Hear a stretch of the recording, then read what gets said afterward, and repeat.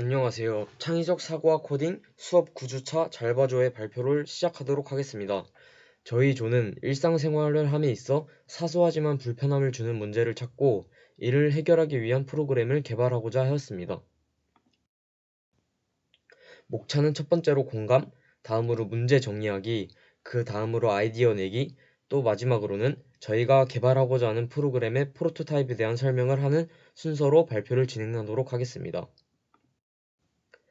영국 BBC의 여론조사에 따르면 일상생활을 함에 있어 불편함을 느끼는 여러 항목 중에서 사람은 자신의 주거지와 관련된 문제에 가장 많은 스트레스를 느낀다고 합니다. 그 어느 곳보다 편해야 하는 장소에서 소음, 악취와 같은 문제는 현대 사회에서의 심각한 문제로 자리잡고 있습니다. 그렇기에 저희 조는 팀원들과의 상의를 통하여 공동단지형 주거지인 아파트에 거주하는 주민들을 위한 프로그램을 개발하고자 하였고, 이에 앞서 먼저 아파트에 현재 거주 중이며 다방면으로 불편함을 느끼고 있는 김태형 씨에게 인터뷰를 요청드렸습니다. 사전에 질문들을 선별하여 정하였고, 인터뷰 당일 김태형 씨에게 저희 조는 아파트 생활을 하면 발생하는 가장 보편적인 문제들인 층간소음 문제, 분리수거 문제, 반려동물 관련 문제, 아파트 시설 관련 문제, 또 주차와 관련 문제, 흡연으로 생기는 문제, 전체 공지와 관련된 문제 등에 대해서 여쭤봤고 그에 상응하는 답변들을 들을 수 있었습니다. 마지막으로 저희는 이러한 문제들과 관련하여 아파트 생활의 질을 높이는 데 있어 도움을 줄 수 있는 어플이 만들어진다면 사용할 의향이 있는지에 대해 여쭤보았고 김태형 씨는 긍정적인 답변을 주었습니다. 이번 인터뷰를 통해 저희 조는 아파트에 거주하는 주민들이 평소에 겪는 문제들을 상세히 알아볼 수 있었고 주민들이 이를 해결하기 위한 앱을 필요로 한다는 사실을 알 수 있었습니다. 이는 인터넷을 이용한 온라인 조사와 실제로 여러 가지 불편함을 느끼는 사람들과의 오프라인 인터뷰를 통해 얻은 자료들을 정리한 공감지도입니다. 아파트 주거 생활에 있어 발생하는 여러 문제들로 인해 주민들은 불편함, 짜증 등의 부정적인 감정을 느끼고 있지만 이웃 간의 불화 등의 2차적으로 생길 수 있는 문제들에 대한 걱정으로 인해 적극적으로 해결을 못하고 있는 상황이라는 것을 알 수 있었습니다. 따라서 아파트 주거 생활에서 발생하는 여러 문제들의 개선을 통해 쾌적한 생활을 보장받아야 합니다. 이러한 상황을 대입하여 저희 조는 김당웅이라는 가상의 인물을 주인공으로 한 페르소나를 만들어 보았습니다. 저희 조는 당웅이의 목표, 성격, 주요 활동 장소, 그리고 걱정거리를 통한 중심으로 페르소나를 설정해 보았습니다. 다음으로 문제 정의하기를 통해 당웅이의 현재 상황을 구체적으로 이야기해 보도록 하겠습니다. 당웅이는 올해 단국대학교에 입학한 22학번 신입생입니다. 본가와 학교까지의 거리가 멀어 자취를 하게 되었습니다. 처음으로 혼자 독립적으로 생활을 한다는 사실에 처음에는 마냥 들뜨고 설레었지만 자취방에서 일어나는 층간소음, 분리수거 문제 등의 여러 문제들로 인해서 다둥이는 많은 스트레스를 받고 있습니다.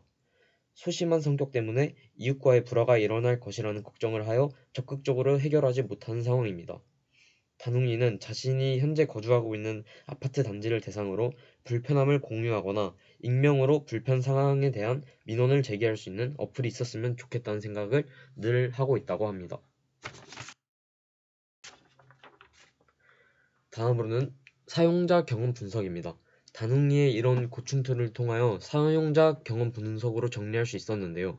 주거지를 기준으로 발생하는 불편함을 해결하고 싶지만 동시에 남과의 갈등은 일으키고 싶지 않은 보통 현대인들의 고민을 반영하여 마인드를 세트하였고 누구나 가지고 있는 스마트폰과 거주자 커뮤니티를 접촉점으로 하여 주민이라면 누구나 익명으로 사용할 수 있는 게시판을 만든다는 활동으로 이끌어낼 수 있었습니다. 앞선 상황들의 문제들을 재정의하면 주민들의 삶을 저하시키는 문제들을 편리하게 해결하되 갈등을 조장하지 않는다로 핵심으로 요약할 수 있었습니다. 다음으로는 아이디어 내기입니다. 저희 조는 크게 세 가지 방법으로 아이디어를 내봤는데요. 먼저 브레인스토밍 기법으로 해보았습니다. 아파트 거주, 편리함과 갈등이라는 생각을 기점으로 여러 가지 아이디어를 펼쳐보았는데요. 큰 주제 4가지, 직접 접촉해 갈등을 해결하기 힘듦, 원인을 알아도 해결하지 못하는 경우가 많음, 이웃 간의 의사소통이 힘들어서 스트레스를 받음, 냄새와 소음은 삶의 질을 크게 떨어뜨림. 이 4가지 주제로 여러가지 생각들을 펼쳐보았는데요. 실제로 앱 구성에 채택된 아이디어는 체크된 바와 같이 비대면 방식, 커뮤니티 앱 환경 조성, 커뮤니티 활용, 불만 게시판, 모바일 게시판 형성, 비대면 확인 및 서명 등을 앱 구성에 채택했습니다. 다음으로는 스캠퍼 방식을 통해 아이디어를 내보았습니다. 대체, 결합, 응용, 변형, 변경, 제거, 재구성, 이 스캠퍼의 각각에 맞는 아이디어를 도출해 보았는데요. 실제로 앱 구성돼 채택된 아이디어들을 체크해 놓았습니다.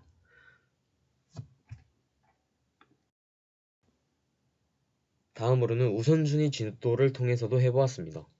아파트 주민이 쓸 수 있는 어플 개발, 어플 활용 교실 프로그램 실시, 전체 공지 용도 외에 여러 프로그램 활용, 온라인 공지 게시판, 데시벨 측정 기능, 비대면 확인 및 서명 등의 아이디어를 지도에 그려보았는데요. 앱 구성에 채택된 아이디어는 아파트 주민이 쓸 수 있는 어플 개발, 전체 공지 용도 외에 여러 프로그램 활용, 온라인 공지 게시판, 비대면 확인 및 서명 등을 사용했습니다. 다음으로는 프로토타입에 대해서 말씀드리겠습니다.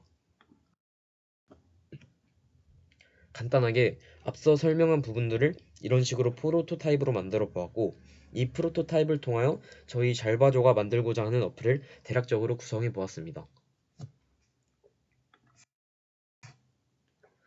프로토타입에 있어 화면 흐름도입니다. 각각의 카테고리에서 다음 화면으로 넘어가는 과정을 대략적으로 잡을 수 있었는데요. 어플리케이션을 실행하고 로그인을 하고, 아니면 로그인이 되지 않는다면 회원가입을 해서 홈으로 넘어간 다음에 큰 3가지 메뉴인 공지, 게시판, 쪽지를 통하여 여러가지 메뉴로 넘어갈 수 있다고 만들었습니다.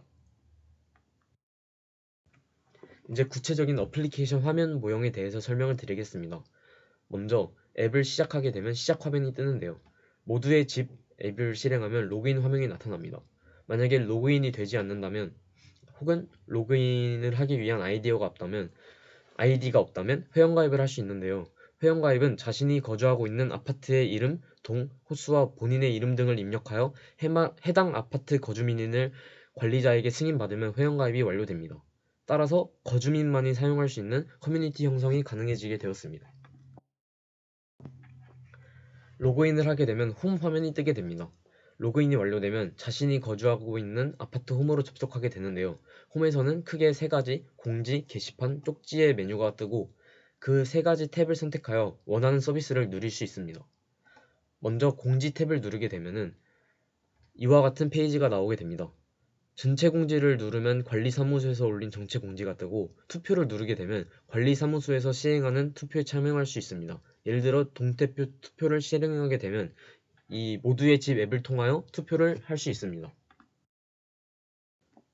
그리고 게시판 탭을 클릭하게 되면은 이러한 페이지가 나오게 됩니다. 카테고리를 선택하여 각 카테고리에 관련 게시글을 한눈에 확인할 수도 있고, 혹은 여러가지 카테고리에서 올라온 글들을 한꺼번에 확인할 수 있는 탭도 가지고 있습니다. 다음으로 게시글 댓글 작성하는 방법입니다. 카테고리를 먼저 골라서 직접 게시글을 작성할 수 있는데요. 글 내용, 그리고 쪽지, 그리고 댓글 작성하기 항목이 있습니다. 이미 게시된 글에 댓글을 달거나 해당 게시글의 작성자에게 바로 쪽지를 보낼 수 있습니다. 그래서 만약에 쪽지를 보내고자 하여 쪽지 버튼을 누르게 되면은 나오는 페이지입니다. 쪽지 목록에서 다른 주민이 보내온 쪽지를 확인할 수도 있고, 다른 주민들에게 쪽지를 보낼 수도 있습니다. 다른 주민들에게 쪽지를 보내려면 새 쪽지를 클릭하면 나오는 이 페이지를 이용하면 됩니다. 자신이 쪽지를 보낼 상대의 동, 호수를 입력하고 내용을 입력한 후 보낼 수 있습니다. 발신자를 익명으로 보내는 것도 가능합니다. 따라서 불만 제기로 인한 이웃 간의 불화 발생 가능성을 줄일 수도 있습니다. 지금까지 잘봐줘의 발표였습니다. 감사합니다.